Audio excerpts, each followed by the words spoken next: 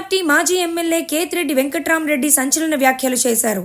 AP నుంచి urea తెలంగాణకు తరలిపోతుందని ఆరోపణలు చేశారు. యూరియా అందించడంలో, పంటల గిట్టుబాటు ధరలు కల్పించడంలో కూటమి ప్రభుత్వం విఫలమైందని విమర్శలు చేశారు. అన్నదాత పోరు క్రమంలో వైసీపీ పార్టీ మాజీ ఎమ్మెల్యే కేతిరెడ్డి వెంకట్రామరెడ్డి ఈ సంచలన వ్యాఖ్యలు చేశారు.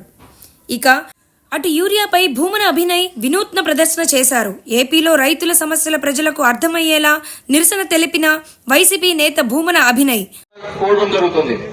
అదేవిధంగా బస్తా 270 రూపాయలకు దొరకాల్సిన చోట ఈ రోజు 450 రూపాయలు 600 రూపాయలకి ఒక్కొక్క బస్తా మీద అమ్ముతున్నారంటే అందరికీ తెలుసు ఎక్కడ పోతున్నాయో అన్ని తెలంగాణకు పోతున్నాయి. అక్కడెక్కడైతే పంట ఎక్కువగా పండించినారో అక్కడ యూరియా కొడుతుందని తెలుసుకున్నారో ఈ నుంచి ఆ బ్లాక్ మార్కెట్ లో డబ్బులు పోయే ఈ ఎరువులు పోయే పరిస్థితి మనం అందరం చూస్తున్నాం. అదేవిధంగా గతంలో కంటే ఎక్కువగా ఇచ్చినామని చెప్తున్న ఈ ప్రభుత్వం గతంలో కంటే ఇప్పుడు సాగు తగ్గినా కానీ ఎందుకు ఈ విధంగా ఎప్పుడు లేని విధంగా ఉంది అని చెప్పి అడుగుతున్నాను. దీనికి పెద్ద విషయం అవసరం లేదు. నువ్వు ఆర్బీకేలు ఉన్నాయి, ప్రతి 2000 జనాభాకు సంబంధించి ఒక ఆర్బీకేలు ఉన్నాయి. రైతులు వచ్చి ఎంత కావాలని డిమాండ్ అని బుక్ చేసుకుంటే అక్కడే విషయం తెలిసిపోతుంది. ఎంత రైతులకు ఎంత అవసరం పడుతుంది, ఎంత యూరియా కావాలని. గతంలో అదే విధంగా చేసేవాళ్ళం. అంత ముందు కూడా చూసినాం మనం. 2019 కంటే ముందు వేరుశనగ పంపిణీ అప్పుడు ఏ విధంగా ఉండేది, మార్కెట్ యార్డ్ లో వచ్చి ఇట్లాగే చెప్పులన్నీ పెట్టేసి తెల్లారి 3 గంటలకు వచ్చి ఎదురు చూసేవాళ్ళం. తర్వాత క్రమంలో ఎప్పుడైతే ఆర్బీకే ద్వారా మనం ఇస్తున్నామో ఎక్కడే కానీ క్యూలు కానీ వేరుశనగలో ఈ విధంగా ఇబ్బందులు పడుతున్నాయని ఎక్కడే కానీ చూసిన సందర్భం లేదు. ఎందుకంటే ఒక ఆలోచన విధానం ఉండాలి, రైతాంగానికి మేలు చేయాలని ఒక ఆలోచన విధానం ఉండాలి.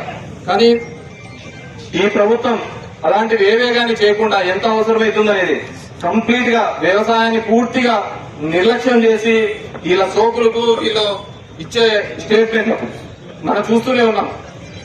ఈ 2 ఏళ్లలో వరి ఏ విధంగా గిట్టుబాటు ధర లేకుండా పోయింది. మిరప కోసం ఏ విధంగా గిట్టుబాటు చేయలేదు. నేను ఒకసారి ముదుగుబ్బ నుంచి పులివెందులు పోతుంటే మా ముదుగుబ్బ నుంచి దగ్గర 500-600 మంది పొద్దున్నే బొలేరోలోనూ ఆటోలోనూ పోతున్నారు. ఏమా ఇట్లా వస్తున్నారంటే ఈడ మిరపకు ఉంది అని చెప్పి మిరప కోసం పోయడానికి పోతున్నాం పక్కదానిలోకి అన్నారు. సరే అని చెప్పి అమృతపల్లి దగ్గర అడిగినా, అక్కడున్న రైతులను అడిగినా ఏం లేదా మిరప ఎంత ఉపయోగపోతుందంటే గతంలో 53 కేజీలు, ఒక మూటకి 53 కేజీలు వాళ్ళు లెక్కేస్తారట. 53 కేజీలకు లెక్కేసేది గతంలో 5,000, 6,000 ఉండేది. ఇప్పుడు కేవలం 693 రూపాయలు, 700 రూపాయలతో పోతుంది.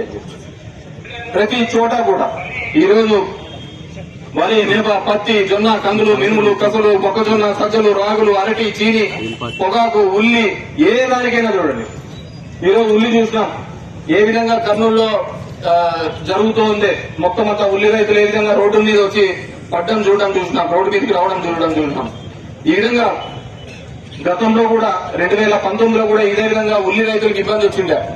మహారాష్ట్ర అక్కడంతా విపరీతమైన వర్షాలు పడ్డము, ఆ ఉల్లికంతా సమస్య రావడం, కర్నూలు జిల్లాలంతా రావడం చూస్తే ఆ రోజు దగ్గర 9,025 టన్నుల ఉల్లిని ప్రభుత్వమే కొనుగోలు చేసింది.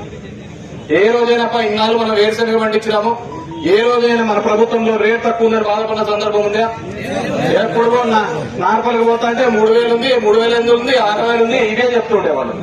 ఈ రోజు చూడుకోండి, ఎప్పుడైతే తక్కువ వచ్చిందో ప్రభుత్వం మార్కెట్ ఇంటర్వెన్షన్ చేసేది, ప్రభుత్వం మధ్యలో వచ్చేది మేము కొంటామనేది. మనం కొంటామనేది కదా వ్యాపారస్తులంతా కూడా మళ్ళీ అదే రేటుకు రావాలి కదా అని మళ్ళీ వాళ్ళే పెంచేవాళ్ళు. ఈ రోజు వాటి గురించి మాట్లాడిచ్చే వాళ్లే లేరు. ధరల స్థిరీకరణ గురించి ఆలోచించే వాళ్ళే ఈ రోజు కరువైన పరిస్థితి. అదేవిధంగా మనం 13,000 ఇచ్చే వాళ్ళం, ఈయన వచ్చి 20,000 ఇస్తానని చెప్పారు. అందరికి ఇచ్చి పడేస్తాను, నాయన అట్లేం లేదు అన్నదాతలకు అందరికీ అని చెప్పేసి